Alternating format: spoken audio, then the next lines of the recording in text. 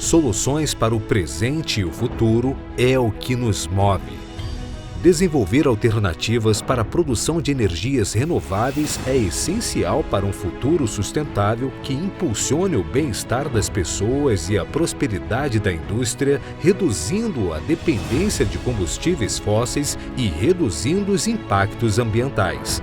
Uma nova postura não apenas preserva o meio ambiente, como assegura qualidade de vida melhor para futuras gerações, estimulando um desenvolvimento econômico responsável e inclusivo. Com mais de 4 décadas de história, o 6IBR, com sede em Sertãozinho, São Paulo, polo industrial com empresas metalmecânicas e de automação industrial, destaca-se com pioneirismo, promovendo os interesses das indústrias de base em todo o Brasil, desenvolvedoras de tecnologias e equipamentos para o setor bioenergético. O 6IBR tem atuação marcada por uma abordagem estratégica envolvendo as esferas municipal, estadual e federal. Desempenha papel fundamental na formulação de políticas públicas relacionadas à energia e meio ambiente, defendendo práticas industriais responsáveis e sustentáveis. Sua expertise técnica e sua capacidade de mobilização têm contribuído para moldar o debate em torno de questões cruciais como a diversificação da matriz energética, a redução das emissões de gases de efeito estufa e a promoção do desenvolvimento não apenas técnico, mas também na gestão de pessoas. É apoiador oficial da FenaSucro e Agrocana, a maior feira de bioenergia do mundo e conhecida por ser referência no lançamento de tecnologias e inovações para o setor. O evento reúne anualmente milhares de profissionais de usinas, indústrias de alimentos e bebidas, papel e celulose, transporte e logística, petróleo e gás e distribuidoras e comercializadoras de energia do Brasil e do mundo.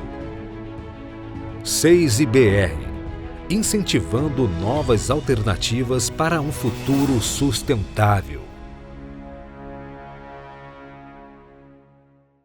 Olá, está começando mais um podcast da CPL Bioenergia 6IBR.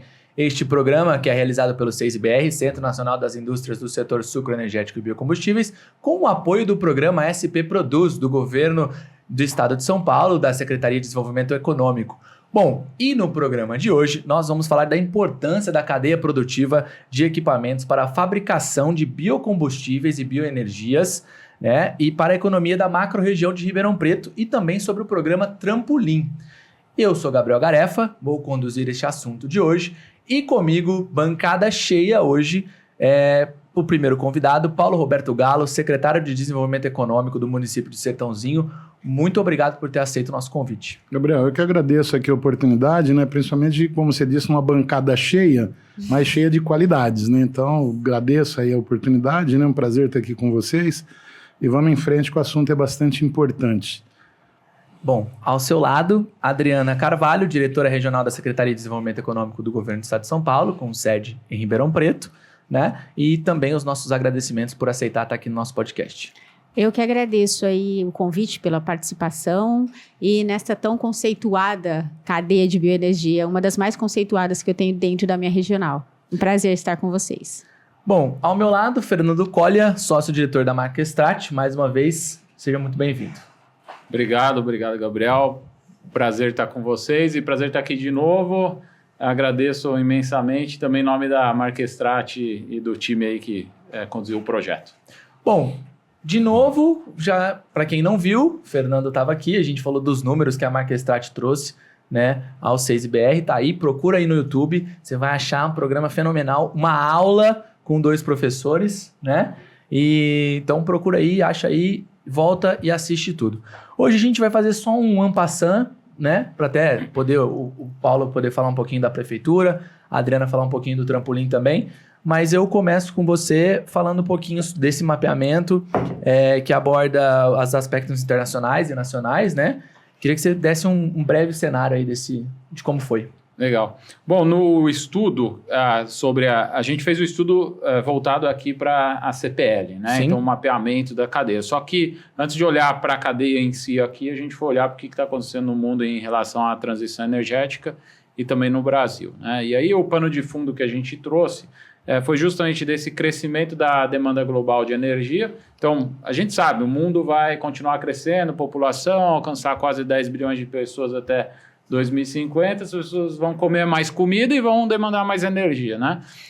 Então, tem um ritmo acelerado de crescimento de demanda por energia. E a energia vai ser demandada muito pelos países que hoje são das economias emergentes, né? Então, elas crescem o consumo de energia a uma taxa superior das economias já desenvolvidas. Mas o interessante é que, além dessa demanda adicional por energia, tem um crescimento da participação das energias renováveis, energias com baixo impacto de carbono, né? Então, você tem dois crescimentos potenciais. Um vem do aumento de consumo e o outro da transição energética, né? Então, só para trazer aqui como exemplo, as energias renováveis que atualmente representam 12%, 13% da matriz global de energia, ela vai passar a representar lá em 2050 33%, né? Então ela vai mais que dobrar e algumas energias perdem relevância, como o petróleo, mas principalmente carvão, né? Então isso é o que é o conceito aqui de transição energética. A gente vai passar a demandar muito mais energia renovável e ela no mix vai fazer uma participação também maior, né? O que isso obviamente traz inúmeras oportunidades, mas eu acho que a gente fala já sobre isso, né? Hoje você trouxe sua colinha, né? Porque na outra vez você trouxe também sua... Eu trouxe a minha também, tá? Então hoje eu vou combater com números aqui também. Tá bom, me ajuda aí se eu errar, hein? Então, 2 trilhões de dólares em investimentos na transição energética global em 2024, que foi feito, né? Perfeito. Então, para alcançar os objetivos, esses objetivos têm a ver com as metas que os países se comprometeram da COP, né? E agora a gente tem a COP de novo no Brasil, né? Então tem essas metas e isso faz com que os países precisem investir muito em transição energética. Nos últimos anos, o investimento anual vem crescendo a taxa de 22% ao ano, né? Então, no último ano aqui, 2024, a estimativa é que 2 trilhões de dólares foram investidos em transição energética, né? É bastante dinheiro. E aí, isso quer dizer que a oportunidade para vários setores relacionados a isso, seja a indústria, seja serviço, enfim, e distribuição. E se a gente trouxer esses números mais assim para o nosso país, né, o Brasil, como foi esse estudo, só para a gente fazer esse en passant também? Tá, posso só... Eu queria citar um tema que eu estive na FenaSucro, né? Então, há 2, 3 semanas atrás, um tempo atrás, estivemos na FenaSucro, e lá eu tive a oportunidade de fazer uma apresentação e depois conversar com algumas pessoas, gente de equipamentos estava lá, né? E um dos temas que a gente trouxe sobre os setores emergentes em energia limpa foi a captura, coleta e armazenagem de carbono, que para mim era uma coisa ainda um pouco distante, né? Mas a gente já vê indústrias globais vindo para o Brasil com interesse no nosso mercado para fazer coisas do tipo, eu vou numa usina de etanol que fermenta lá o etanol, quando fermenta libera CO2, ela captura esse CO2, purifica esse gás e vende esse gás para uma indústria de refrigerante ou de água, né? Então, são setores emergentes aí que a gente ainda não tem visto muitas iniciativas, mas coisas que devem fazer parte aí desse processo de transição, né? Esses novos, eu vou trazer o Galo já para a conversa, porque eu sei que ele também participou ativamente da FenaSucro, para a gente até falar desses novos cenários, né? Acho que o Brasil está fomentando tanto que qualquer coisa que você produz dentro de uma usina, né, Galo? Acho que só para a gente fazer um adendo aqui, tudo que você está produzindo numa usina está sendo utilizado, não está sobrando nada. É que nem dizem na pecuária, né? Que do boi você só não usa o mugido, né? Mugido. O resto você usa tudo. É a mesma coisa na nossa indústria, né? Sucroenergética e diria até de bioenergia, né? Renovável. Então, o setor vem passando por uma transformação desde alguns anos já, né? E, sem dúvida alguma, ajudando o Brasil nesse protagonismo, né? Hoje é inegável a questão que nós temos dos impactos ambientais provocados pelo homem, né? Acho que isso já está mais do que pacificado. Então, todas essas variações que nós temos no clima, esses extremismos, digamos assim, né? Onde era frio ficou mais frio, onde era quente ficou mais quente. A gente está vendo aí tornados, tempestades. O primeiro furacão tropical já esse ano, na temporada ali no Caribe, já foi de cara o mais brabo do ano, né? Que começou agora a temporada. Então esses extremos estão acontecendo e o setor nosso ele se encaixa nisso já desde sempre, né? Digamos assim, desde a década de 70, quando houve o primeiro Proálcool, né? Que foi um programa que colocou o Brasil dentro desse contexto internacional num cenário de crise de petróleo, né? Então na época o governo vigente, era até o governo militar na época, nada, não defendendo nada, uma constatação histórica, né, Fernando? Então eles acreditaram naquela forma de começar a produzir o etanol como um combustível alternativo ao petróleo, né, a gasolina no caso. Isso veio evoluindo, até que em 2003 nós tivemos uma verdadeira carta de alforria tecnológica, que foi a introdução dos carros flex aqui no Brasil, né? Então o motorista, ele deixou de ser escravo de A ou B, né? Ele deixou de ser escravo da gasolina ou do etanol.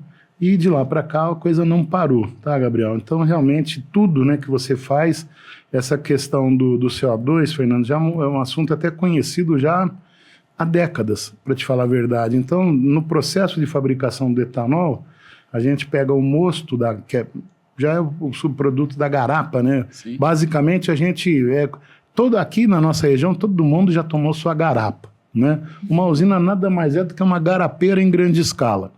Então você entra com a cana, extrai o caldo e esse caldo ele vai direcionado ou para a produção de açúcar ou para a produção de etanol. Independente desse tipo de produto, o bagaço da cana gera energia. Então é uma energia renovável, né?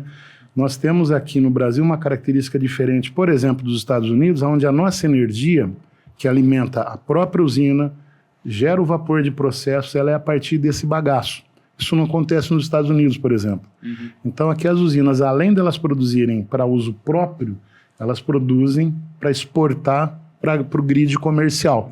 Inclusive, a primeira vez que isso aconteceu no mundo, a injeção de energia oriunda da cana na rede comercial foi aqui na nossa região, na usina São Francisco, aqui em Sertãozinho.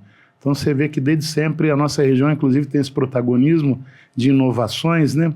E é por isso que a gente tem mais uma oportunidade, como o Fernando colocou muito bem aqui, desses novos processos, novos métodos, né? Então é um momento bastante especial, espero que a gente saiba aproveitar esses ventos favoráveis. Muito bom. E aí, fazendo o gancho desse tema e falando de Brasil que você tinha perguntado, a biomassa no mundo, ela representa 2% da matriz energética. Quando a gente olha para o Brasil, da matriz elétrica, não é energética, elétrica. No Brasil, ela representa 5,1% biomassa, né? Então, assim, a gente é mais que o dobro já do mundo. Quase 3, né? Em uso de biomassa. De biomassa para geração de energia elétrica. E como fonte de energia total, né, não só para gerar eletricidade, o Brasil já lidera há muito tempo, né? Hoje quase metade de toda a energia, 47% de toda a energia que a gente consome no todo, vai ser renovável, né? Lógico que aí entra a hidrelétrica, a eólica, a solar, né? Mas também a biomassa aí, né? Eu acho que esses são dados do Brasil. Essa é a minha próxima pergunta, inclusive. Tem novos investimentos? Tem novas fontes surgindo? Tem novos investimentos em biomassa, né? Então, seja novas plantas. Sim. Ou alternativas à cana, ou complementares à cana, como é o caso do etanol, o fortalecimento mesmo do biodiesel, né? Inclusive a legislação nossa é muito importante do B15, né? Que é a mistura obrigatória, aumenta a mistura de biodiesel ao diesel comum. Mas a gente vê, por exemplo, esse ano saiu uma planta de etanol de trigo no Rio Grande do Sul, né? Então, eu acho que foi a primeira, não sei se teve outra, mas acho que é nesse sentido também uma diversificação de fontes, né, de biomassa. Aí, no caso, a de milho, ela comporta sorgo também, né? O que é legal que vai permitindo que pro agricultor ele tenha mais opções também de gerenciar o que ele vai produzir. É lógico, a cana, a decisão dele é mais longo prazo, é casamento, né? Mas, de repente, entre soja, milho... E tem aquelas sazonais, né? Ele consegue fazer não só a sazonalidade daquele produto, né? Consegue aproveitar para outros produtos também. Para outros produtos, sem dúvida. Adriana, como que o governo do estado vê a nossa cadeia produtiva? Como que você já, né, no seu de boas-vindas, você já elogiou a cadeia. Então, como é que o governo do estado olha para essa CPL? Eu fui também na FenaSucro, antes do Fernando, eu estava vendo toda a explanação dele lá, e eu fiquei impressionado com os números. E até com a articulação da CPL de bioenergia em captar todos os elos. Vocês conseguem, e agregar os elos, esse que é o mais importante, né? De agregar os elos e vislumbrar onde está todos os elos da cadeia. E vocês fazem isso com maestria, que eu já até comentei isso no início do programa. Então, o governo, na minha concepção, a cadeia, já falei isso para vocês anteriormente, que vocês deveriam ter colocado no edital para subir de nível de consolidada para madura, mas eu fui também voto vencido, como o Paulo Garrefa também falou. Mas é uma cadeia muito, na minha opinião, muito bem estruturada, e eu acho que está apta aí a conseguir mais um fomento, na verdade, e o ano que vem aí fica o desafio para vocês do SEISE conseguirem até colocar no edital para fazer uma majoração aí do nível de maturidade para ir para uma cadeia madura. Eu acho que isso já tem tudo, vocês que não quiseram, na verdade, eu acho. Então é inevitável a gente perguntar se o cenário favorece a nossa cadeia com esses números que você trouxe, Fernando. Acho que, bom, eu posso falar aqui, mas o Paulo também trazer a visão dele. O estudo mostra o seguinte: lá fora, o mundo como um todo vai aumentar a demanda de energia e fazer a transição energética. O Brasil já tem a transição energética como uma realidade até do passado, né? Ela já aconteceu e continua acontecendo. Isso trouxe uma vantagem comparativa do Brasil em relação aos outros países muito grande. A gente tem uma indústria com tecnologia capaz de prover serviços, equipamentos, máquinas para essa transição. Não quer dizer que o que tem hoje é suficiente para o desafio do mundo. Mas aqui já tem a competência, já tem a demanda. Nada como ter a demanda para você melhorar o desenvolvimento, testar produtos na prática, né? Gerar inovação. Então, o que eu acho que eu coloquei lá na FenaSucro, aqui tinha que ser colocada essa CPL como o que o americano chama de one-stop shop, né? É aquele lugar que você para e compra tudo do quê? De transição energética ou de fontes renováveis, né? Acho que essa é a oportunidade. E aqui vocês ainda buscam CPL. Outras iniciativas, né? Vocês buscam agregar, vocês buscam outras fontes para agregar a cadeia. Eu acho muito interessante isso. Eu acho que sempre a busca incessante aí de todos os elos da cadeia, eu acho isso bastante viável. Mas vamos trazer para o cenário agora de sertãozinho, Galo. Vamos supor, etanol de milho, a gente falou, SAF, biogás, biometano e essas novas rotas, né? Você acha que a gente tem capacidade e tecnologia para absorver e atender tudo isso? Eu diria, eu não tenho a menor dúvida que sim, tá, Gabriel? Inclusive, até para registro, né, o primeiro litro de álcool no Brasil, produzido a partir de milho, foi produzido em Sertãozinho, numa planta do Senai, nosso local, né? O Senai nosso, para aqueles que nos assistem, temos uma destilaria lá que produz álcool de verdade, né? Então eles recebem o caldo das usinas ali da região, do entorno, né? E produzem aquilo para efeitos didáticos, né? O Senai, inclusive, a partir de janeiro, agora de 2026, nós vamos receber 2 cursos técnicos de nível médio, né? Um que vai ser o curso de técnico em produção de açúcar e álcool, né, tradicional, e o outro que é o técnico em produção de biocombustíveis, né? Então, ou seja, nas novas rotas, Gabriel. Então, nós vamos ter essa formação já a partir de 26. E a partir de 27, o curso de tecnólogo em produção de açúcar e álcool, que é o equivalente ao curso de engenheiro, né? Então, isso pelo Senai, que está também fortemente inserido dentro da CPL, né? O Senai foi um player bastante forte aí São parceiros. nesse desenvolvimento, e assim como todo mundo, né? Inclusive a prefeitura, ela participou ativamente também desse processo de criação da CPL, e até para quem nos assiste, eu acho que até rapidamente contextualizar o que é uma CPL, né? Então essa é uma iniciativa do governo do estado, o governo Tarcísio, e do nosso secretário, né? O Jorginho Lima, que são um conceito até conhecido já em outras áreas do mundo, né, onde você tem empresas e organizações que são afins, né, tem uma coerência dentro de um mesmo objetivo. Então, no caso da cadeia produtiva local da bioenergia, isso está aqui abrangendo, são 17 municípios da nossa região aqui. Eu brinco que é da macro-região de Sertãozinho, né? Embora Ribeirão Preto está aqui. E eu falo com muito conforto, porque eu sou nascido em Ribeirão e morador de Sertãozinho. Então, eu navego bem nos dois mundos. E que é só uma descontração, né? Então, esses 17 municípios têm uma indústria de base forte. O grosso disso está em Sertãozinho. Sertãozinho tem essa tradição industrial desde a década de 40, né? De 1940. E os números próprios da CPL demonstram isso, né? Então, essa cadeia produtiva está muito bem estruturada, né? E o Sertãozinho está, assim, muito imbuído de fazer as coisas acontecerem, né?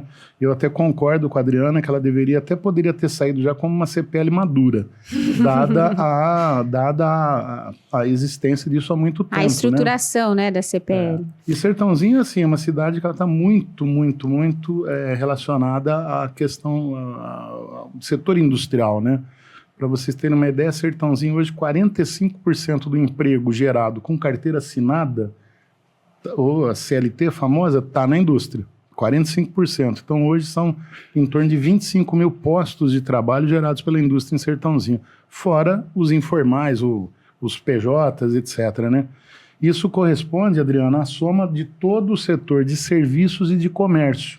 Serviços hoje tem 16 mil, comércio 9 mil, é isso aí, essa é a pujança, e são 2.500 estabelecimentos industriais, ou CNPJs industriais dentro de Sertãozinho, tá? E muito bem representados aqui pelo SEISI, né? O SEISI também é o Centro Nacional que congrega essa indústria de base, né? Então é uma CPL, por isso que eu falo, que ela já tem maturidade sim, eu não tenho dúvida disso. Eu não vou me comprometer na fala de vocês, não. Vocês dois estão gravados aqui que queriam ser maduros. Pode falar. Eu só vou complementar ali, né? Eu só vou complementar o que o Paulo disse aqui do programa, que antes era arranjos produtivos locais. Isso. Os APLs. Eram os antigos APLs. E aí o governo do estado viu a possibilidade de fazer a cadeia, de unir todos os elos. Não é só a indústria, não é só o produtor, não é só o pessoal da logística, não é só o pessoal da venda. Então, são todos os elos. Então, é uma cadeia produtiva local. E mais que isso, fazer esse importante programa de governo do estado para fomentar essa cadeia. Porque não adianta só você fazer ações e não ajude a cadeia, né? Então, a gente fez... Esse programa é um programa bastante sólido, conciso, que o governo do estado está empenhado a promover as cadeias e, na verdade, reconhecer mais cadeias. É isso que a gente está. A gente anda aí pelo estado todo, todos os regionais, até para a gente, com a ajuda do Sistema S também, para reconhecer. Nós queremos reconhecer as cadeias e fomentar as cadeias, na verdade, e promover o desenvolvimento aí regional. Bom, trazendo para os números, né? A gente tem aqui quase 19 mil empresas, mais quase 110 mil funcionários. É isso mesmo, Fernando, dos números? Vamos... Então, o conceito de cadeia que vocês estão colocando, né? A gente concorda com a importância. Inclusive, a gente trabalha muito com agronegócio. Aqui, né, bioenergia tem a ver muito com agro. Não é só agro, né? Mas agronegócio. E o conceito de agronegócio surgiu, né? Foi cunhado o termo agronegócio em inglês, vem de agribusiness, esse conceito de cadeia, de cadeias coordenadas, um elo dependente do outro, sim, alto nível de alinhamento e tal, e eu acho que é isso que a gente tem que promover com a CPL. E aí a cadeia da CPL, a gente, no nosso mapeamento aqui, identificou um faturamento global de 66,6 bilhões de reais, né? É o estimado aí do último ano. Isso composto por 38% disso as indústrias. Então, estamos falando aqui de máquinas e equipamentos, metalurgia e siderurgia, 18% serviços. Que tipo de serviço? Então, logística, montagem e manutenção, consultoria, tecnologia, distribuição e comercialização e engenharia. Então, isso tudo é serviço da cadeia. E 44% é da parte de produção mesmo de bioenergia. Então, seriam as usinas, né? Então, quer dizer que mais de 50% do valor gerado da CPL vem justamente de quem serve as indústrias, né? Então, para vocês verem como ela é importante aí, toda essa indústria de suporte que não atende somente as indústrias aqui, elas atendem o Brasil todo e países do mundo, né? A gente fez uma análise, inclusive, de que existe um volume de exportação saindo daqui, sem falar aquele que a gente não consegue mapear, porque passou para um outro lugar, recebeu um polimento e foi para fora, né? Mas assim, tem um volume considerável. A região, para os produtos que ela produz, a CPL, ela é superavitária, ela mais exporta do que importa. A gente sabe que importação a gente não vive sem, componentes eletrônicos, então a gente tem empresas aqui da CPL que fazem equipamentos de medição, aferição, dentro de tanques e tal, isso tudo é chip, né? E chip a gente, infelizmente, hoje não domina essa cadeia. Então, o chip vem de fora, a gente monta aqui os equipamentos, né? Mas a CPL é superavitária, isso a gente pode afirmar com certeza, né? E aí, número de empregos que você colocou, né? Acho que a gente está aqui fazendo a somatória, estamos com 73 mil empregos em serviços, 31 mil empregos na indústria e mais 31 mil empregos na produção de bioenergia mesmo nas usinas, né? Então, estamos falando aí de mais de cerca de 150 mil empregos gerados, né? Diretos aí. Acho que esses são os grandes números. Antes de eu pedir a opinião do Galo, até para a gente ver um pouquinho da secretaria, com essa visão de números de emprego, acho que tem mais para falar do que eu queria que você fizesse uma análise assim, dessa massa de trabalho, né, no fato assim, dessa composição. A CPL, então, ela emprega praticamente, assim, a gente está falando de uma massa muito bruta de trabalho, correto? É uma quantidade de funcionários bastante importante, né? Eu falo assim, né, no fato de salários, no fato desses números, né? A massa salarial? Isso. Então, a gente tem aqui uma massa salarial, deixa eu só pegar aqui os meus números atualizados, né? De 4,1 bilhões aí de massa salarial, né?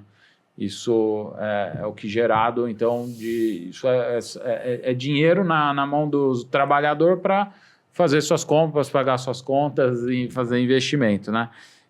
Mas além dessa massa salarial, né, eu acho que é importante reforçar que a gente fez uma análise do nível de escolaridade, do grau de escolaridade dessa massa, né?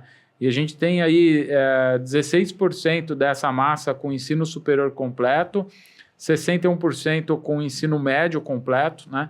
E 19% ensino médio incompleto e um pouquinho de até o 5º ano. Mas o ponto é que assim, a gente tem a grande massa aí de uma mão de obra qualificada, né? Que tem pelo menos o ensino médio completo, né? Mais de 70%. Mas também o ensino técnico que o Paulo trouxe ali, né, o Senai, as FATECs fazendo um importantíssimo trabalho. Não, então agora eu quero a visão da secretaria, Paulo, por favor, dos números. Então, bom, primeiro que a gente concorda plenamente com esses levantamentos que foram feitos, né, ao longo desses meses em que a Marquestrate fez essa pesquisa, e é muito difícil você conseguir alguns desses dados, sabe? Inclusive, em dados até de faturamento, por exemplo, algumas empresas elas são receosas de colocar esses números, né? A gente só conseguiu chegar a isso porque tivemos a Marquestrate fazendo esse trabalho, que é uma empresa que já está há muitos anos no mercado, tem essa credibilidade, né? Então, as pessoas entenderam, o empresariado entendeu a importância, né, de abrir esses números, tá? E os resultados estão aí, né? Então, com relação ao emprego, Gabriel, a prefeitura nossa, E até é bom até salientar aqui que nós estamos na 5ª gestão do prefeito atual, que é o Zezinho Gimenez, né? Que é um empreendedor, diga-se de passagem, né? O Zezinho é um engenheiro civil de formação, tem empresas na área de construção civil, na área de pecuária e tal. E eu estou aí pela segunda vez, né? Ajudando aí a secretaria. A minha origem é da indústria, né? Já fui presidente do SEISI 2 vezes, diretor do CIESP, da Fiesp e tal. E estou de volta aí porque a gente que gosta disso tem uma certa dosagem de masoquismo, sabe? A gente acaba gostando de sofrer. A Adriana, que está aqui no serviço público também, ela tem essa percepção. Mas o foco da nossa secretaria, né, ela se chama Desenvolvimento Econômico e Inovação. Então esses são os grandes eixos, né, que a gente busca trabalhar. E o desenvolvimento econômico tem toda a questão do emprego.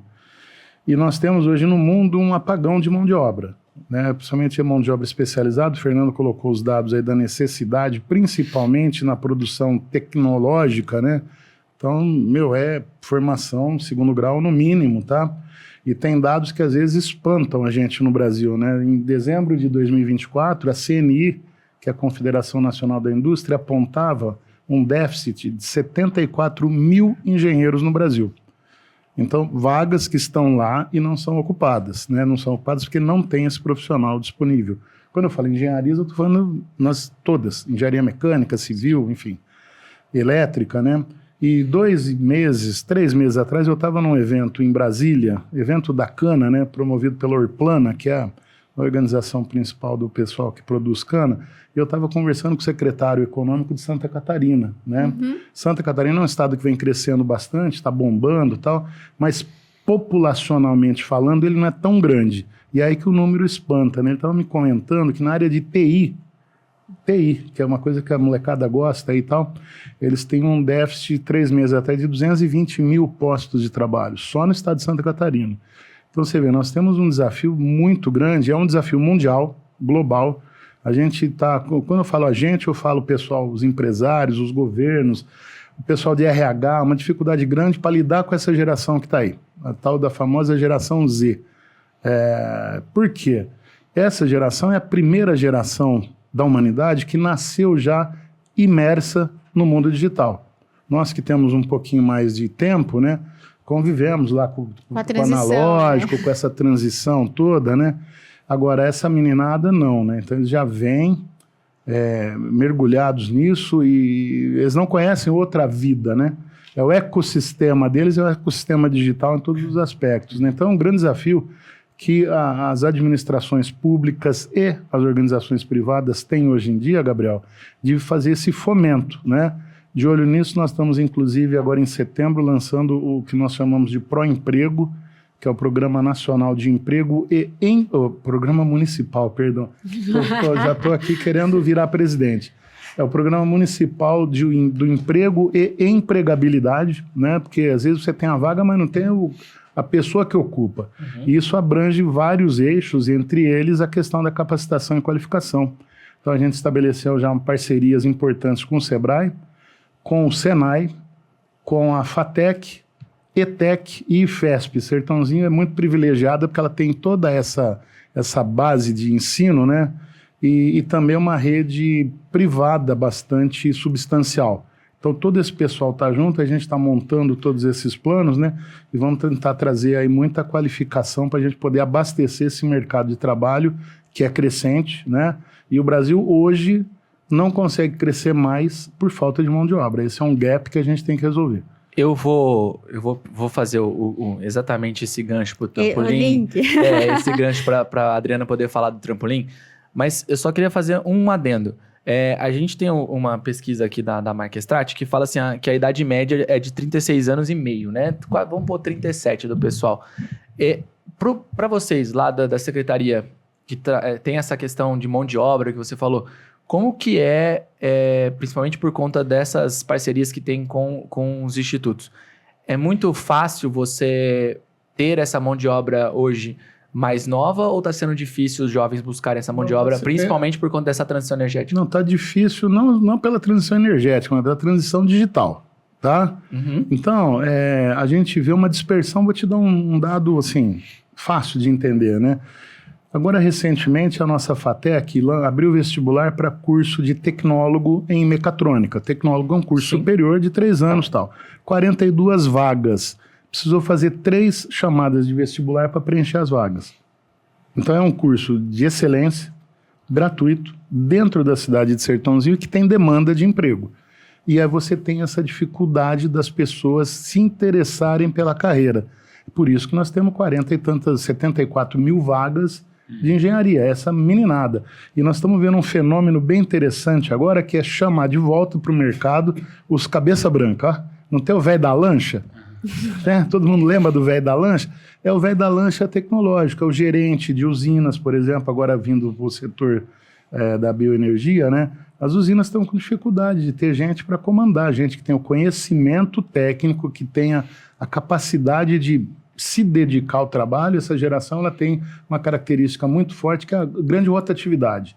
Então eles entram, daqui a pouco, não estou muito feliz, já vai atrás de outro lugar, e isso tem provocado, inclusive, uma diminuição da qualidade desse trabalho prestado. Então nós estamos vendo aí um problema, mesmo com todas as tecnologias, Fernando, um problema de produtividade.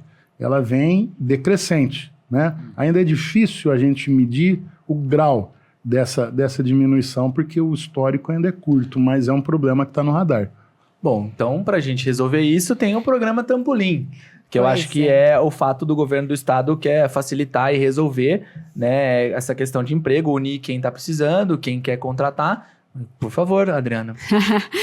Essa é uma grande preocupação do governo do estado, e o secretário Jorge Lima, na andança aí que ele faz pelo estado, isso é nítido, todo mundo vê. Ele diz em todas as reuniões que ele fala que não falta emprego, falta pessoas qualificadas. Emprego tem, falta mão de obra qualificada. E a gente tinha muita dificuldade. Eu nem combinei isso, hein? Nem combinou, e ele fala isso sempre. E a gente tem muita dificuldade em proporcionar essa gestão da qualificação. E aí, pensando nisso, o governo do estado lançou o programa Trampolim, que a gente reúne dentro do mesmo programa quem busca a vaga, quem oferece. A gente coloca a prefeitura dentro do próprio sistema para fazer a gestão da empregabilidade da vaga dentro da sua regionalidade. E a gente também coloca o estado na parte de qualificação. Então, nós, estado, oferecemos vários cursos de qualificação dentro do Qualifica São Paulo, e agora esses cursos estão dentro do Trampolim. Então, aí o governo do estado, o secretário disse que é o maior programa de empregabilidade lançado do governo nos últimos tempos. Então, as prefeituras, eu estou agora solicitando aqui, ao vivo, a adesão das prefeituras para fazer essa gestão da empregabilidade, falando para as pessoas se cadastrarem, procurando vaga. E as empresas também, a gente precisa muito das empresas, inclusive as empresas já pediram ajuda até a CPL aí para divulgar isso para as empresas colocarem as vagas lá para a gente poder fazer essa gestão com maestria. E Galo, então isso complementa ou isso vai paralelo ao PAT? Isso complementa o PAT. Né? A gente estava conversando isso, né, Paulo? Exatamente. O PAT é uma coisa mais tradicional, mais operacional, assim, presencial, vamos dizer assim, tá?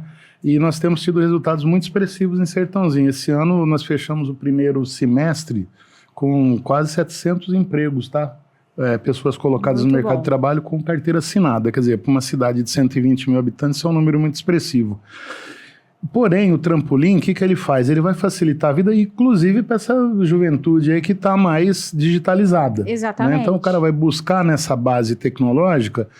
E isso é o futuro, gente, não tem outra coisa, né? Eu até disse, né, para a Adriana aqui, que isso aqui é o Tinder do emprego, né? Se demete, né? Ou seja, você está ali se colocando no mercado, interessante que a pessoa pode estar empregada, né? Com Lá certeza. no pátio tem um negócio interessante. O cara que está empregado... Eu gostei dessa Você gostou analogia, do Tinder, né? Dessa analogia. Então, olha só... Foi muito atual. Foi muito atual. Então, olha só, o cara no pátio... Você pode trocar de namoro, é isso? Lógico. E você pode, né? Quer dizer, olha, eu tô aqui no mercado, tô solto, né? E na verdade, assim, as vagas para quem está buscando a pessoa qualificada, para quem está buscando para o empregador, ele tem níveis de compatibilidade, na verdade. Tá. Então, tem... Você pode escolher o seu amor exatamente da forma que você gosta. Você tá vendo? Agora, Tem pessoas que são 100% compatíveis com a vaga, porque já está qualificada, já tem todo o requisito da vaga. Tem pessoas que têm 80% 80% dos requisitos da vaga. Então, para o empregador, ele vai analisar a compatibilidade. E aí ele vai poder fazer aí as entrevistas, que não vai ser dentro do trampolim, tá? O trampolim só é uma ferramenta de junção. O empregador vai chamar a pessoa, deu match, agora eu vou usar até o termo do Paulo. Deu match, o empregador vai entrar, aí libera todos os dados da pessoa e o empregador entra em contato com a pessoa para poder fazer a entrevista de emprego. É numa plataforma? É uma plataforma, trampolim.sp.gov.br. Então é uma plataforma. Então, para deixar bem claro, para todo mundo poder acessar, saber como que faz. E o acesso é feito pelo GovBR, tanto dos empresários, quanto das prefeituras e quanto das empresas. Tudo acesso pelo GovBR. É o LinkedIn do governo do estado de São Paulo. E para empregabilidade. Exatamente. Exatamente. E, Fernando, agora a gente falando de emprego, né, eu sei que aqui tem eu vou puxar um ganchinho aqui para sua pesquisa, que tem uma página que fala aqui sobre a massa salarial de diferença entre os quinais da CPL e as cidades da CPL, né? Que tem uma massa salarial. Queria que você falasse sobre isso. Sim, então a massa salarial é o valor total pago de salários em um determinado período, né? E é isso que a gente mediu. Quando a gente olha todas as atividades dentro da região da CPL e separa dessas todas só a parte das empresas que estão associadas à CPL, a gente observa que quase 20%, na nosso cálculo aqui deu 17% da massa salarial vem das empresas da CPL, né? Então, vou falar que praticamente 1/5 aí da massa salarial está sendo gerada por essa cadeia, né? Acho que isso descontando as usinas, tá? A produção de bioenergia. Estamos falando só da indústria de máquinas, implementos e serviços, tá? Então, assim, você coloca a bioenergia no bolo, né? A produção ali de bioenergia, esse número certamente é maior, né? E como que a secretaria, né, absorve esses dados, saber a importância que tem uma CPL dentro da própria cidade ali de Sertãozinho? Olha, eu penso o seguinte, né? Primeiro, da confiabilidade dos dados, né? Então, quer dizer, você tem uma informação riquíssima aí, né, que foi levantada. Sertãozinho já tem essa tradição industrial, né? Então a gente acredita muito, né, na questão da CPL, e até ali eu costumo brincar o seguinte, né, trazendo um pouco para a linguajar mais empresarial, a nossa administração pública hoje em Sertãozinho tem um CEO, que é o Zé Jimenez, que é o nosso prefeito, 5º mandato, 90% dos votos na última eleição. Deve ter acertado alguma coisa no passado, né? E eu tô lá com ele novamente, então eu digo que ele é o CEO, eu sou um gestor aqui no C-Level, tá? C-Level. Mas a gente precisa ter essa visão do CEO, com um olhar com muito carinho para a questão da CPL, dessas parcerias com o governo do estado. Nenhuma andorinha faz verão sozinho. Então eu aproveito aqui esse nosso programa, que espero que outros prefeitos tenham a oportunidade de assistir esse programa que nós estamos produzindo aqui, dada a importância da CPL, né? Quando as pessoas entenderem que a gente tem muito mais a ganhar trabalhando conjuntamente do que um querendo concorrer com o outro, nós vamos voar mais alto. Então, por exemplo, é normal, em qualquer setor da economia, você tem concorrências. Eu tenho meus concorrentes. Eu sou empresário da área de automação industrial. Eu tenho meus concorrentes, mas nós temos interesses comuns, tá? Acima dessas diferenças. Então, você identificar, fazer esforços de mercado. Então, a nossa secretaria, Gabriela, vê com muito bons olhos, inclusive quando no tempo do APL, Adriana, o Sertãozinho foi o 5º município no estado, naquela ocasião, a ter uma legislação de APL, tá? Votada na Câmara Municipal e tudo mais, logo no final da nossa gestão anterior, que se encerrou em 2020, em plena pandemia. Então a cidade tem essa visão, né? E a gente acredita sim que a questão da CPL é muito importante e ainda mais relacionada com essa questão do biocombustível, porque o estado de São Paulo é o grande produtor no Brasil, né? De combustíveis, de biocombustíveis, né? Principalmente biocombustíveis, etanol. Então, não que nós sejamos os únicos, mas é um polo, assim, indutor, né? E você vê o ICMS, por exemplo, no estado de São Paulo, é o mais barato do Brasil para etanol. O nosso ICM aqui é 12%, contra uma média nacional de 24%, e tem estados que estão acima de 30%, né? Então, o estado de São Paulo tem essa tradição, né, de investir e tal, e a nossa secretaria reflete isso, né? Eu fico, inclusive, muito feliz agora com a presença da Adriana. Isso nunca teve antes. A gente tem aqui, vamos dizer, uma filial, né, muito entre aspas, da Secretaria de Desenvolvimento Econômico do Estado aqui na nossa região. Nunca teve isso. Então é muito fácil, é muito melhor para você lidar, né? Então, você tem que discutir um assunto dentro da CPL ou não, passa a mão no telefone. A Adriana, a bicha é doida, ela é que nem o nosso secretário, a bichinha parece que é movida a etanol mesmo, né? E eu sempre falo, o etanol é tão bom que a gente bebe ele também, né? Você vê como é que é? Então é isso aí. Então a gente vê com muito carinho. Eu acho que foi um ganho enorme para a nossa região essa CPL. Só complementando também sua fala, Paulo, é tão importante a CPL para o desenvolvimento regional, e o governo do estado vê isso, e na criação, para quem não está assistindo, ele fala assim, por quê? Por quê? Por que ter a CPL? Por que é importante? Por favor, explique para quem está nos ouvindo, assistindo. Porque o Estado promove as CPLs e financia os projetos da CPL, que são em conjuntos com todos os entes da cadeia, e financia, e os valores dos editais é a fundo perdido, não é financiamento. Então, este é uma injeção na veia para a promoção e desenvolvimento das cadeias produtivas locais. Então, Paulo, é muito importante os municípios destacarem e começarem a pensar como cadeia produtiva. Porque eu acho que o desenvolvimento vai ser muito maior de toda a cadeia, de todo... E pode ser, aqui em Ribeirão, a gente tem uma cadeia da saúde, que é muito, também é ótima, é tão consolidada quanto, mas é muito importante pensar como cadeia. E o governo do estado, pensando como cadeia, o desenvolvimento das cadeias, o fomento, o edital de fomento é a fundo perdido. 250 mil para as consolidadas e até 700 mil para madura. Mais um incentivo para vocês o ano que vem entrarem com... Como madura? Com pedido de... A gente já está passando para a nossa produção aqui. Com pedido de madura para o fomento até, para o projeto de fomento da cadeia aumentar, por favor. Já foi passado o recado, tá? Pode deixar. Nosso redator-chefe já está anotando ali. Inclusive, eu acho que não tem mais necessidade de contrapartida financeira, não é? Não. Não? Não tem. Não tem mais, não né? Não tem. Fernando, fiquei com uma dúvida quando você falou de salários. Vou voltar um pouquinho rapidinho. Você falou de salários, falou da CPL. Quem trabalha em empresas que estão na CPL ganham mais? Sim, a gente... foi uma das análises que a gente fez, que era justamente comparando essa amostra de empresas da CPL à amostra geral, né, no estado. E a identificação foi essa, que a média de salário de quem trabalha na CPL é maior do que os demais, né? Então, é um trabalho que exige uma qualificação maior e, consequentemente, tem salários superiores, né?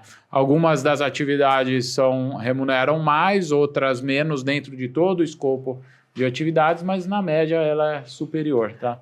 E a Adriana falou sobre a cadeia produtiva local. A nossa aqui ela é composta por 5 elos, é isso? Você tem esses dados? Eu sei que você tem esses dados. Eu quero saber se achar no seu ponto eletrônico aqui que está na mesa. No caso, o que a gente mapeou nesse trabalho, né? E aí a cadeia, você pode ter alguma definição mais fechada ou mais aberta. Como assim? Por exemplo, a gente não foi olhar para todo mundo que fornece todo tipo de insumo para toda a cadeia. Então, por exemplo, se eu tivesse lá uma empresa que fornece algum papel para as empresas, né? Resma de folha 4, né? Eu não mapeei isso, né? Então, a gente tem um certo limitador aqui, né? O que a gente olha? Para as empresas, no caso da CPL, o que foi a CPL aqui? Tem as empresas que fornecem os insumos para a produção agrícola ou da usina. Você tem as indústrias de processamento, que são as usinas. Você tem as indústrias de prestação de serviços, de fornecimento de máquinas e equipamentos para a indústria sucroenergética. e você tem as empresas de serviço para essa indústria. Né? Não sei se era exatamente isso que foi na aprovação lá da CPL, né? Mas a gente olhou justamente para esses elementos. Né? Eu achei aqui no nosso ponto eletrônico aqui, suprimentos de insumos, soluções industriais e serviços especializados, processamento industrial, distribuição e comercialização e suporte institucional. Perfeito. Faltou eu trazer o suporte institucional, que é o conceito da cadeia. Né? A cadeia está na horizontal aqui, e aí embaixo você tem os agentes que ajudam a suportá-la. O SEISE faz esse papel, o governo do estado faz esse papel, e outras instituições, as FATECs, a Senai, a Sebrae, né? Então, nesse ambiente ali institucional suportando a cadeia, tá? Teve essa discussão legal de como que o conceito de CPL pode ajudar, que teve um recurso inicial, pode, de repente, conseguir virar consolidado, ter mais um recurso. Todo ano de edital de fomento, em qualquer nível de cadeia, a cadeia pode, com o projeto, pode solicitar. Pode solicitar. Legal. Agora, o ponto que a gente coloca, inclusive, no estudo, é assim, aqui é a fagulha, né? Acendeu um foguinho, criou a CPL, certo. E ela está se desenvolvendo. Não dá para a gente querer abraçar o mundo e de uma vez fazer tudo. Então, acho que o mais importante da CPL é escolher uma agenda de poucas coisas relevantes que ela vai puxar, né? Que ela vai desenvolver. Porque senão, a gente como consultoria está acostumado a fazer projeto de planejamento estratégico nas empresas. Sim. Aí, assim, a hora do planejamento, todo mundo no workshop, na sala, pensando em ideia, tendo ideia, fica lindo, né? Mas gera uma lista, né, desse tamanho de o brainstorm ações. É grande. Vai ser o grande desafio é saber priorizar, né? E depois que priorizei, como acompanhar e executar isso ao longo do ano, de 5 anos, de 10 anos, dependendo do horizonte, né? Então, acho que esse que fica ainda de desafio, né? Aqui foi dado a fagulhinha, começou o fogo, mas a gente tem que conseguir fazer esse fogo ser controlado ali, a energia dele sendo queimada aos poucos, né? E aproveitar isso para mover aí o setor para frente durante o longo prazo e não, né, uma coisa muito de curto prazo, tá? Adriana, e o governo, assim, com o trampolim, eu acho que ele ajuda muito na questão de, principalmente você falou, de compatibilidade, você achar o funcionário certo para a função certa.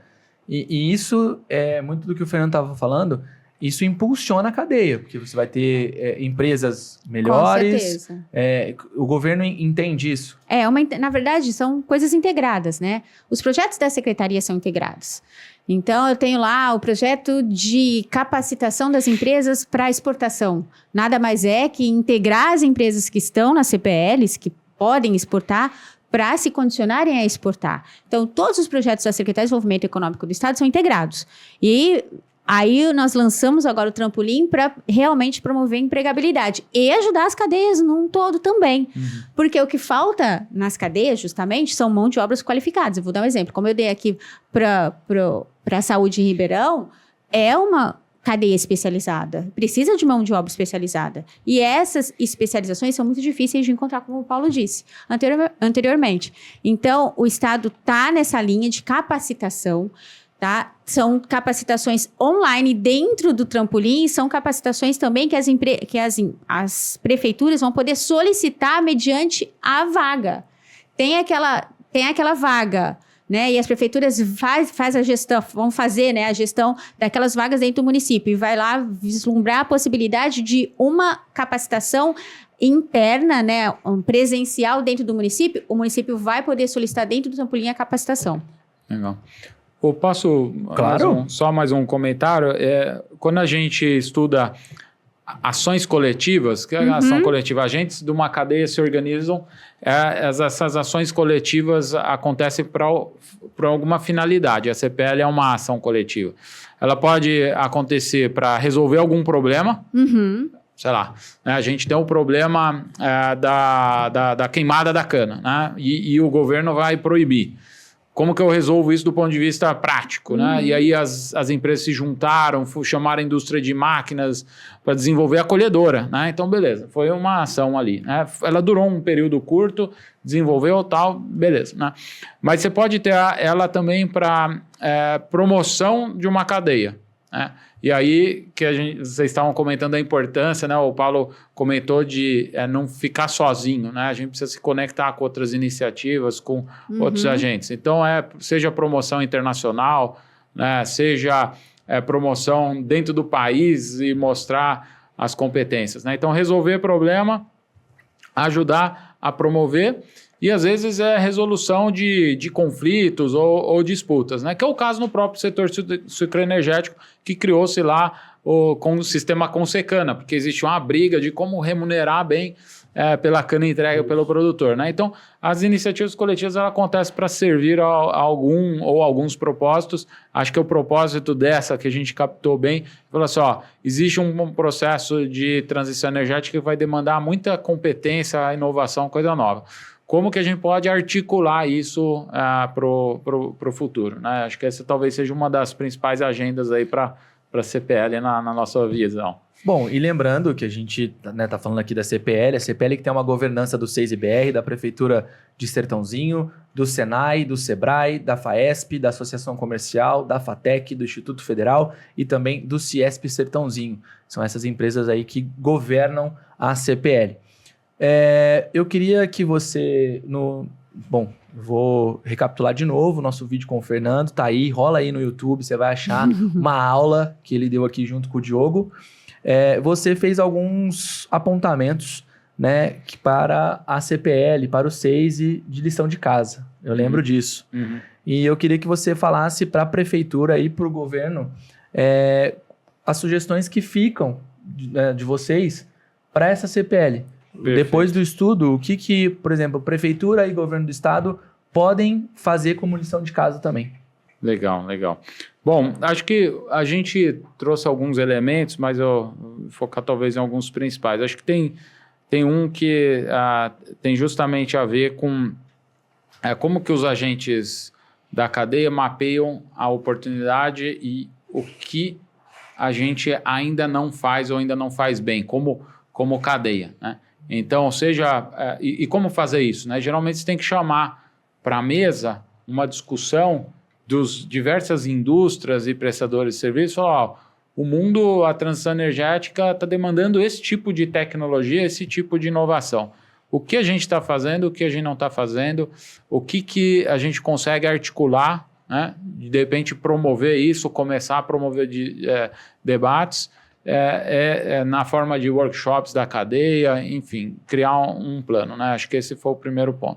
O segundo ponto que a gente colocou fortalecer, justamente pelo desafio da educação, fortalecer o link da CPL com as universidades e a formação técnica, né? Seja Senai ou FATEC, né? Então, fortalecer esse link. Vamos ter algum programa específico, vamos ajudar as FATECs a encher a sala para depois nos retroalimentar, né? Acho que aí estava um outro tema. Tem um desafio, mas esse eu sei que ele é importante, ele impacta os empresários, mas eu acho que a gente tem que viver com ele, de certa maneira, que assim, às vezes a gente não é competitivo em relação a alguns países, né?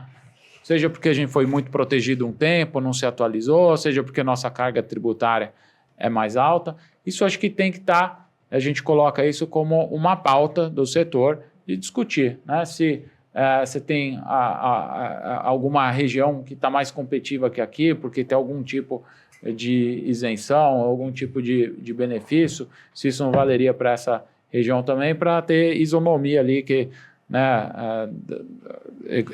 igualdade de condições na competição, né? Mas esses são temas mais numa agenda, de fato, política ali, né? Mas eu acho que eu colocaria esses dois principais como os temas para serem encabeçados pela própria CPL e pelo SEISI, que ajuda que é o organizador, né, da CPL. Vocês anotaram? Tarefa de casa. Você anotou aí, Galo? Mas que nós já estamos fazendo. É verdade, a gente já faz isso daí. Eu já vi que nós estamos tranquilos, estamos bem na fita, viu? E a Adriana já está fazendo uma parte dela, que está dando a primeira fagulhinha ali, que é a formação da CPL, né? Mas, obviamente, acho que pode ter outras demandas aí para o governo do estado, né? E tem um ponto só, que assim, o custo dos juros muito alto, né? Infelizmente, estamos aí com 14% de Selic hoje, não baixou, né? Acho que nem subiu, estamos em 14%. E é um desafio para investimento. A indústria é capital intensiva, né? E o que a gente coloca é que talvez a cadeia possa usar dessa questão do dinheiro verde, né? Que está no mundo, empresas, fundos querendo investir em transição energética ou fomentar negócios relacionados a isso. E buscar de alguma maneira, não sei como, né? A gente não sabe exatamente qual vai ser a oportunidade, mas tem dinheiro no mundo para a transição energética, como que a gente pode também usar parte desse recurso para desenvolver a cadeia. Né? Bom, fui informado no ponto eletrônico que estamos terminando. Última pergunta já foi feita para o Fernando, né? Que são as recomendações. Estão me falando aqui no ponto que a Selic está em 15% hoje. Eu errei, É Selic 15%. Nossa. Tá otimista, mas não teve jeito. Bom, e para a gente encerrar, Galo, a gente falou da nossa macro-região, né? E qual que é a importância da CPL para o desenvolvimento dessa macro-região, não só Sertãozinho?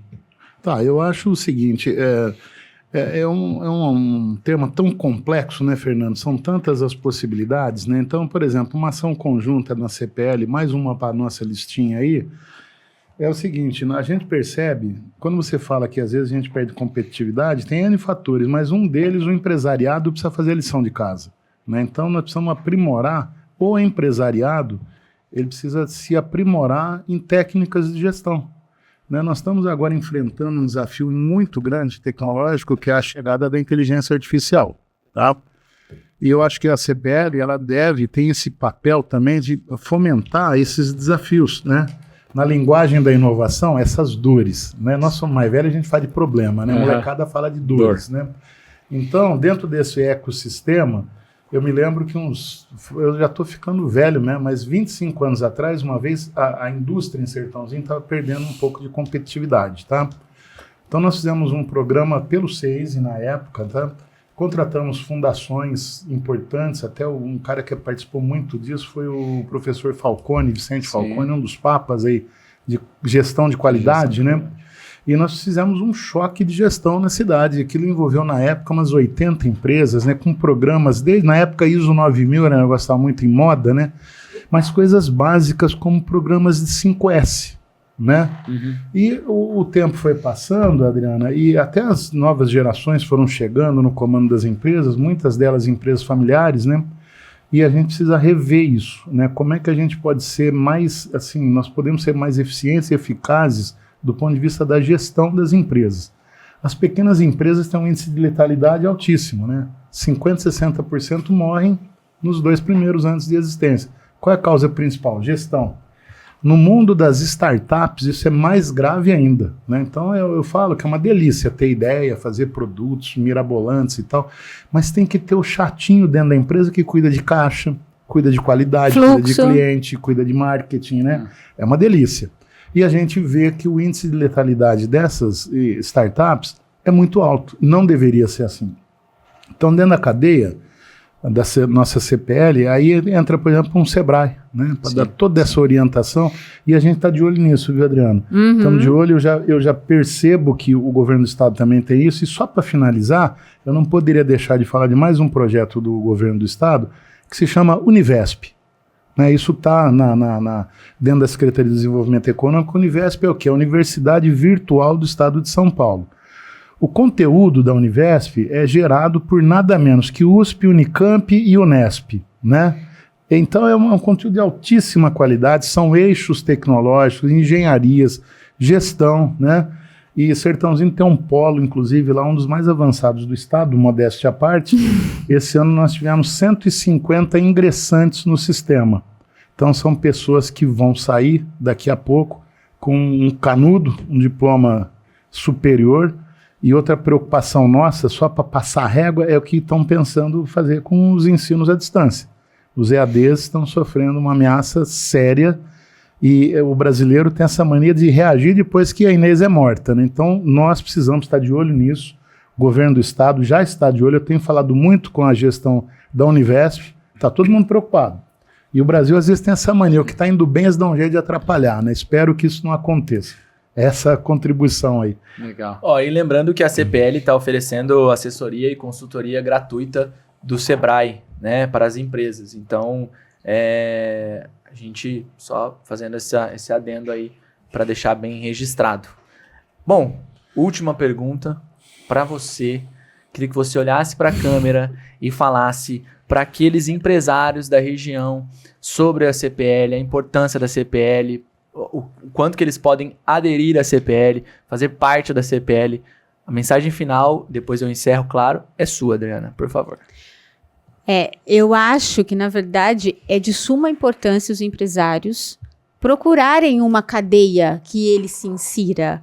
Porque não é só a entidade gestora da cadeia fazer a atuação de procurar os elos. Eu acho que faz parte também os empresários se unirem numa cooperativa, numa associação, enfim, para procurar o desenvolvimento. Porque, como você mesmo disse anteriormente, eu acho que o que a gente faz, uma mandurinha só não faz verão, né? Eu acho que o agrupamento, eu acho que é sempre melhor. Então, você aí ligado, a empresário ligado à bioenergia, procure 6IBR para vocês serem mais um elo da cadeia e conseguir um desenvolvimento aí, não só do empresário, mas um desenvolvimento para a região que ele está. É isso que eu faço. E fico à disposição de vocês também para tornar a CPL madura, hein? O pessoal aqui no meu ponto tá me deixando até surdo, porque o pessoal já falando, já sabemos, o pessoal tá aqui, tá? O pessoal vai ficar bravo com você depois, viu? Vai nada. Bom, super parceiros. A gente encerra por aqui esse episódio, que a gente falou um pouquinho da importância da cadeia produtiva de equipamentos para a fabricação de biocombustíveis e bioenergias, né, para a macro-região de Ribeirão Preto. Se você quiser fazer ou a macro-região de Sertãozinho, eu não vou fazer. Eu não vou entrar nessa discussão com você. Mas esteve aqui comigo a Adriana Carvalho, diretora regional da Secretaria de Desenvolvimento Econômico de Ribeirão Preto, né, a sede em Ribeirão. Muito obrigado por ter vindo. Eu agradeço a participação, fico à disposição aí para outras oportunidades. Paulo Roberto Galo, nosso secretário de Desenvolvimento Econômico do município de Sertãozinho, muito obrigado por ter aceito o convite. Prazer foi meu, uma honra, né? E que tenhamos mais oportunidades. Muito obrigado. Fernando Colha, sócio-diretor da Marquestrat, segundo programa. Espero que você venha mais falar da nossa pesquisa, dos nossos dados e uma aula de novo. Obrigado. Obrigado, Gabriel. Obrigado, Adriana, Paulo, pela oportunidade de dividir a mesa aí com vocês. Estou à disposição. Quando tiver um próximo convite, a gente está aí para isso. Bom, sou o Gabriel Garefa, conduzi esse debate nosso neste programa, mais um episódio da CPL Bioenergia 6IBR, e eu te vejo no próximo episódio. Até lá! O SP Produz é uma iniciativa do governo de São Paulo que vai transformar o desenvolvimento econômico regional. Uma cadeia produtiva local, CPL, é uma rede de agentes de um mesmo setor, unidos para cooperar e crescer juntos. Sob uma governança comum, colaboram entre si com entidades públicas e privadas, contribuindo para o desenvolvimento econômico local da sua região. O Programa Estadual de Desenvolvimento das Cadeias Produtivas Locais, SP Produz, estimula e fortalece as CPLs, promovendo a descentralização do desenvolvimento produtivo e a redução das desigualdades regionais. As CPLs reconhecidas recebem apoio técnico para aprimorar e fortalecer suas atividades e, dependendo do grau de maturidade, podem participar de editais de fomento para obter recursos para seus projetos de desenvolvimento. À medida que a CPL avança de nível, ela ganha acesso a novos benefícios.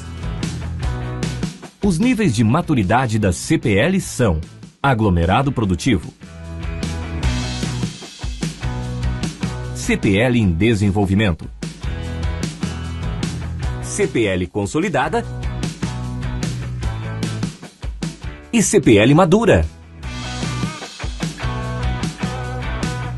Formar uma CPL traz inúmeros benefícios: acesso a novos mercados, redução de custos, aumento da eficiência operacional e oportunidades de inovação.